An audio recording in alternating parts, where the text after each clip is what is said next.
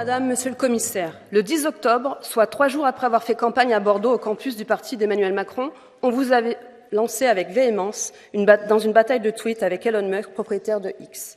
Vous avez accusé X, ancien Twitter, d'en faire trop peu contre la diffusion de contenus illégaux et contre la désinformation.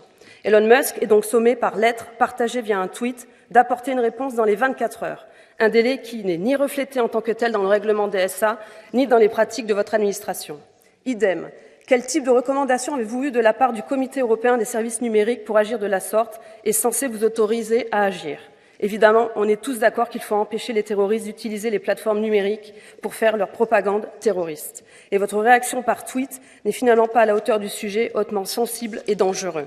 Et puis comment expliquer qu'après cette attaque sur les réseaux sociaux contre Musk, le lendemain matin, vous invitiez vos abonnés à rejoindre Blue Sky Social, la plateforme rivale de l'ancien propriétaire de Twitter, Jack Dorsey? Et finalement, pour vous, faudrait-il quitter le Twitter d'Elon Musk pour aller sur celui de Jack Dorsey, celui qui a fermé le compte Twitter de l'ancien président Donald Trump à cause du DSA, vraiment? Mais qu'est-ce qui vous dérange chez Musk? La liberté de penser, la liberté d'expression, ses révélations sur le fils Biden, ses révélations sur le contrôle des informations durant la crise Covid? Personne n'est dupe ici et ce mélange des genres est en train de se voir, même du côté de Berlaymont. Selon une source bien placée à Bruxelles, je cite, « Breton est un politicien désireux de rester dans le cycle de la presse le plus longtemps possible à l'approche des élections. » Monsieur Timmermans, votre collègue hollandais, lui, il a eu le courage de démissionner pour faire campagne.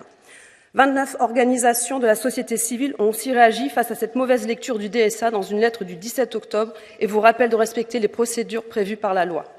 En fait, ce que nous voyons ici, par votre action, ce n'est pas la lutte contre la désinformation en période de conflit, mais la diffusion de votre tract politique.